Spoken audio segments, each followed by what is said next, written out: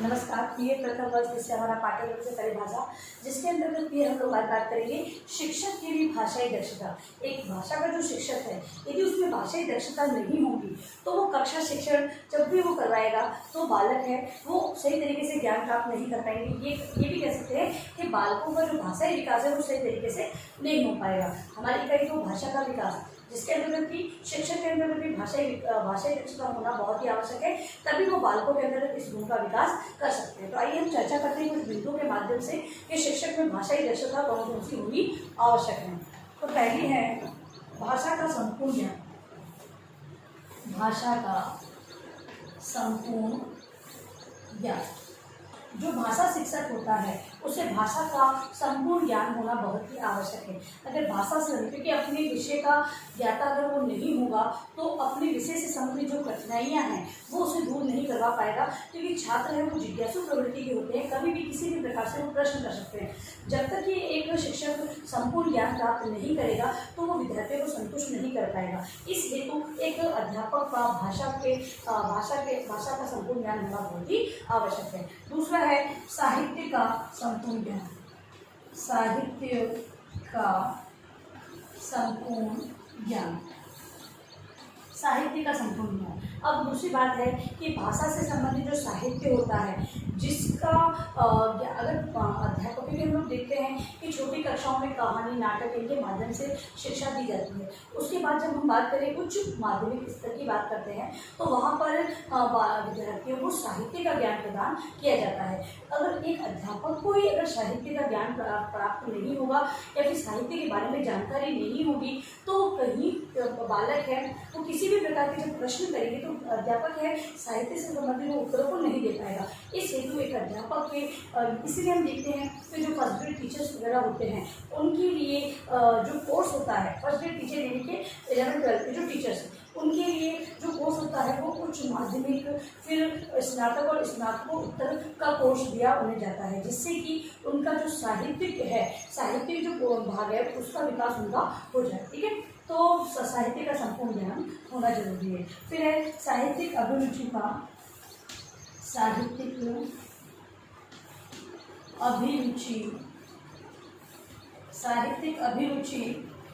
का संपूर्ण ज्ञान।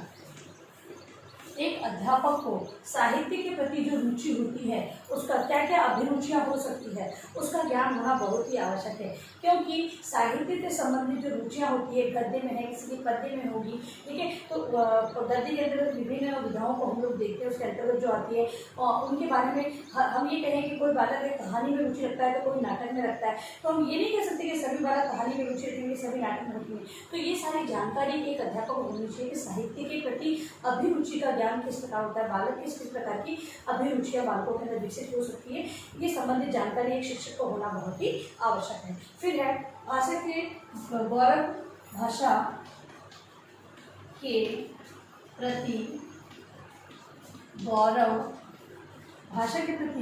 गौरव एवं दायित्व की भावना। एक अध्यापक को अपनी भाषा के प्रति गौरव तथा उससे संबंधित उत्तरदायित्व की भावना होनी चाहिए कि भाषा का गौरव, अगर हम जिस भाषा के हम शिक्षक हैं उस भाषा से संबंधित किस प्रकार के शिष्टाचार को अपनाना चाहिए। ठीक है, और भाषा से संबंधित किस ज्ञान को हमें विद्यार्थियों को प्रदान करना है, किस समय किस प्रकार का ज्ञान प्रदान करना है, ये उनका दायित्व है शिक्षक का, इसकी जानकारी होना बहुत ही आवश्यक है। अगला है भाषा शिक्षण विधियों का ज्ञान। भाषा शिक्षण विधियों का ज्ञान। एक भाषा शिक्षक को भाषा से संबंधित संपूर्ण शिक्षण विधियों का ज्ञान होना बहुत ही आवश्यक है, क्योंकि प्रशिक्षण काल के अंतर्गत ही शिक्षक को शिक्षण विधियों का ज्ञान दे दिया जाता है। इसके बाद कॉम्पिटिशन जो एग्जाम्स होते हैं उसके अंतर्गत भी शिक्षण विधियों से संबंधित प्रश्न बनाए जाते हैं, जिससे कि एक शिक्षक है वो पूर्ण तरह से अपने भाषा विषय संबंधी संपूर्ण शिक्षण विधियों का ज्ञान उसे प्राप्त हो जाए। इस हेतु प्रशिक्षण काल तथा उसके बाद भी उन्हें शिक्षा दी जाती है। ठीक है, तो इस प्रकार भाषा शिक्षक को शिक्षण विधियों का ज्ञान होना बहुत ही आवश्यक है। फिर है सृजनशील व्यक्तित्व। सृजनशील व्यक्तित्व। एक भाषा शिक्षक का जो व्यक्तित्व है वो सृजनशील होना चाहिए। ऐसा नहीं कि जो लिखी लिखाई बात है, रटी रटाई बात है, उसी को लाकर वो प्रस्तुत कर दे, नहीं, अपने अनुसार। अभी अगर मान लो व्याकरण का पोषण अगर भाषा शिक्षक सिखा रहा है तो व्याकरण से संबंधित विभिन्न सहायक सामग्री का प्रयोग करें, उसे प्रभावशाली बनाने के लिए विभिन्न उदाहरणों को प्रस्तुत करना, ये सारा कार्य भाषा शिक्षक को आना बहुत ही जरूरी। तो सृजनात्मक व्यक्तित्व होना चाहिए जिससे कि स्वयं भी सक्रिय रहे और विद्यार्थियों को भी क्रियाशील रहते हुए कार्य करवाए। अगला है शुद्ध उच्चारण। शुद्ध उच्चारण, भाषा शिक्षक का जो उच्चारण है वो उसमें शुद्धता होनी बहुत ही आवश्यक है।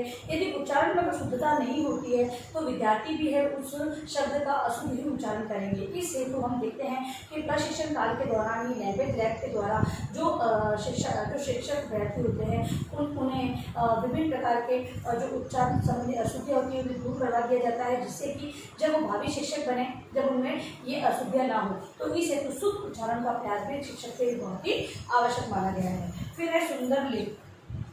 सुंदर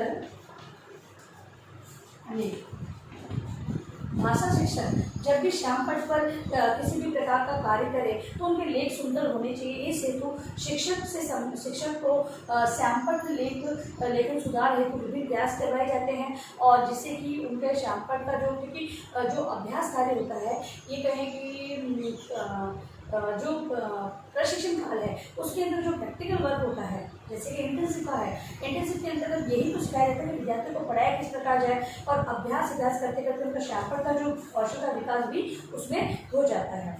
अगला है प्रभावशाली वक्ता। प्रभावशाली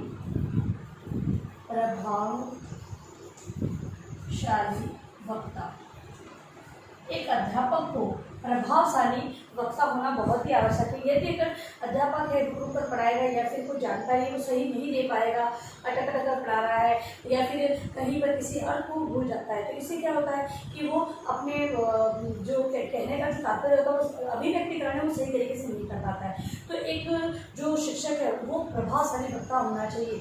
एक किस प्रकार प्रवाह के साथ उचित गति से गायन किया जाता है, आरोह अवरोह का ध्यान रखते हुए गद्य का शिक्षण करवाया जाता है, ये सारी चीज़ें उसके अंतर्गत होनी बहुत ही आवश्यक मानी गई है। फिर है पाठ्य सहगामी क्रियाओं के प्रति रुचि। पाठ्य सहगामी क्रियाओं के प्रति रुचि, एक शिक्षक को विभिन्न प्रकार की जो पाठ्य सहगामी क्रियाएं, क्योंकि आज का जो पाठ्यक्रम है वो बाल केंद्रित पाठ्यक्रम है, जिसके अंतर्गत भी विद्यार्थियों को ध्यान में रखकर ही पाठ्यक्रम का निर्माण किया जाता है, जिसके अंतर्गत शैक्षिक गतिविधियों को विशेष स्थान दिया गया है। और एक शिक्षक के अंतर्गत इन गतिविधियों के प्रति रुचि नहीं होगी तो जो शिक्षण कार्य है वो प्रभावी नहीं रहेगा और ये रुचिकर भी नहीं रहेगा। इस हेतु एक शिक्षक की पाठ्य सहगामी क्रियाओं में रुचि होना बहुत ही आवश्यक माना गया है। फिर है भाषा में पर्याप्त रुचि। भाषा में पर्याप्त रुचि, अगली बात ये बताई गई है कि जो भाषा शिक्षक है उसकी भाषा में पर्याप्त रूप से रुचि होनी बहुत ही आवश्यक है, क्योंकि अगर अध्यापक है वो केवल अपने व्यवसाय से संबंधित केवल धन प्राप्ति करने हेतु शिक्षण कार्य करवाएगा तो वो पर्याप्त रुचि को ध्यान में नहीं रखते हुए केवल उस कोर्स को कंप्लीट कराने का कार्य करेगा। लेकिन अगर भाषा शिक्षक में भाषा के प्रति रुचि होगी तो वो अपने व्यवसाय को एक तरफ रखते हुए, व्यवसाय तो है लेकिन उस व्यवसाय से संबंधित मुझे किस प्रकार का कार्य करना है, ये सारी चीज़ें उसके ध्यान में आ जाएगी। तो पर्याप्त रुचि का होना बहुत ही आवश्यक है। फिर है शोध प्रवृत्ति की भावना। शोध वृत्ति की भावना, शोध वृत्ति की भावना, एक अध्यापक है अगर कभी भी किसी की शिक्षण से संबंधित या फिर विद्यार्थियों से संबंधित कोई भी समस्या है तो उस पर तुरंत वो शोध करे कि किस प्रकार इसमें सुधार किया जा सकता है, ये सारी चीज़ें उसके अंदर होना बहुत ही आवश्यक है। यदि अगर ऐसी प्रवृत्ति नहीं पाई जाती है तो जो विद्यार्थी है वो भी केवल एक पाठ को पढ़ना या रटना इसी प्रकार से कार्य करेंगे, और एक अध्यापक है वो भी अपने कार्य को इसी प्रकार से रटी रटाई जो पुरानी जो चली आई परंपरा है उसी को आगे बढ़ाएंगे, नया कुछ भी नहीं करेंगे। नवाचार किस प्रकार के होते हैं उनका समावेश वो नहीं कर पाएंगे। तो शोध वृत्ति का होना बहुत ही आवश्यक माना गया है। फिर है साहित्य की विभिन्न विधाओं का ज्ञान। साहित्य की विभिन्न विधाओं का ज्ञान, एक अध्यापक को साहित्य से संबंधित गद्य पद्य, गद्य के अंतर्गत कौन सी कृति आती है, पद्य के अंतर्गत कौन कौन सी आती है, ये सारा ज्ञान होना बहुत ही आवश्यक है। हम बोलते हैं यहाँ पर कि कुछ ऐसे शिक्षक होते हैं जिनको पूछते गद्य में कौन कौन सी कृति आती है तो वो कविताओं को बता देते हैं। तो इस प्रकार से ये सारी चीज़ें ये पहले ही जो प्रशिक्षण काल होता है वहीं पर अध्यापकों को पता हो जाना चाहिए कि गद्य क्या है, पद्य क्या है, गद्य के अंतर्गत कौन सी कृति को हम लेते हैं, पद्य के अंतर्गत कौन सी कृति को लेते हैं। ये सारा डाउट क्लियर होने के बाद वो विभिन्न विधाओं के बारे में ज्ञान प्राप्त हो। तो विद्यार्थियों को भी हम लोग देखते हैं कि बालकों की जो किताब छपती है उसमें अनुक्रमणिका के अंतर्गत ही क्रम संख्या, पाठ का नाम, विधा तथा लेखक का नाम दिया होता है, फिर वो प्रश्न क्रमांक दिए होते हैं। तो यहाँ पर ही जब कॉन्सेप्ट क्लियर हो जाता है तो अध्यापक है वो सारी जानकारी उनसे प्राप्त हो जाती है और वो विद्यार्थियों को भी संबंधित जानकारी है वो सही तरीके से प्राप्त करवा सकता है। तो विभिन्न विधाओं का ज्ञान होना बहुत ही आवश्यक है। फिर है मूल्यांकन विधियों का ज्ञान। मूल्यांकन विधियों का ज्ञान। एक अध्यापक है उसे मूल्यांकन की विधियाँ, क्योंकि जो मैंने शिक्षण कार्य करवाया है उससे कुछ शिक्षण कार्य जो करवाया गया है उसका मूल्यांकन मौखिक रूप में होता है, कुछ लिखित रूप में होता है, कुछ शब्दात्मक रूप में होता है। तो ये सारी विधियाँ हैं, इनका बालकों का सफल और व्यापक मूल्यांकन जो अपनाया जा रहा है वो किस प्रकार से अपनाया जाए, एक अध्यापक को उसका ज्ञान होना बहुत ही आवश्यक है। क्योंकि अध्यापक है वो किसी भी जजमेंट को केवल एक ही निर्णय के आधार पर नहीं ले सकता है कि भाई एक बात को पढ़ाया तो उसने मौखिक रूप में अपने मूल्यांकन को कर लिया, उद्देश्यों को प्राप्त कर लिया, दूसरे हो सकता है उसे लिखित रूप में अपने मूल्यांकन को करना हो। तो ये सारी चीज़ें उसे क्लियर होना बहुत ही आवश्यक मानी गई है। फिर है लिपि का ज्ञान। लिपि का ज्ञान, भाषा शिक्षक को लिपि का ज्ञान होना बहुत ही आवश्यक है। यदि लिपि का ज्ञान नहीं होता है तो संबंधित जो भी सुझाव देने या संबंधित जानकारी देनी है उसमें वहाँ पर समस्याएं आती है। फिर है संदर्भ सामग्री का ज्ञान। संदर्भ सामग्री का ज्ञान, एक अध्यापक है जो विषय वस्तु को पढ़ा रहा है उसे संदर्भित ज्ञान उसने कहाँ से इकट्ठा किया या फिर मैं कहाँ से जानकारी प्राप्त कर सकता हूँ या कर सकती हूँ, ये ज्ञान होना उसे बहुत ही आवश्यक है। तभी वो अपने शिक्षण में कुछ नयापन लाते हुए अपने विषय वस्तु को रुचिकर और प्रभावी बना सकता है। और लास्ट है अन्य सामान्य ज्ञान। अन्य सामान्य ज्ञान, एक भाषा शिक्षक को अपने विषय से संबंधित अन्य ज्ञान होना भी बहुत ही आवश्यक है। यदि अगर अन्य सामान्य ज्ञान नहीं होगा, यदि बालक है उससे संबंधित वो जीके के प्रश्न भी कभी कभी करने चाहिए, कक्षा में बालकों से संबंधित कोई प्रश्न कर ले, कोई वार्तालाप रख ले, विभिन्न प्रकार के नवाचार जो होते हैं उससे संबंधित ज्ञान हमें प्रदान करे, तो ये सारा होना बहुत ही आवश्यक है। तभी एक अध्यापक है वो अपने शिक्षण को प्रभावी बना सकता है तथा विद्यार्थियों ने कितना सीखा है उस बारे में जानकारी प्राप्त कर सकता है। ठीक है, तो हमने जो बात की आज शिक्षक के लिए दक्षता किस किस प्रकार की होनी चाहिए उसे गृह कार्य के रूप में आप लिख कर लेंगे। ठीक है, गृह कार्य प्रश्न आपका, शिक्षक के लिए भाषाई दक्षता किस प्रकार की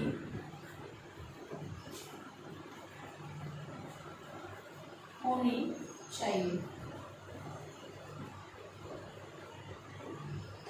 एक शिक्षक के लिए भाषाई दक्षता किस प्रकार की होनी चाहिए उसे आप अपने उत्तर के रूप में अपने उत्तर पुस्तिका में लिखेंगे। और अंत में इस महामारी के दौर में कम से कम आवश्यक कार्य होने पर घर से बाहर निकले, बाहर निकलते 3 बातों का विशेष ध्यान रखें, मास्क लगाएं, सोशल डिस्टेंस बनाएं, हाथों को बार-बार सैनिटाइज करते हैं, सोशल डिस्टेंस सभी का ध्यान रखें।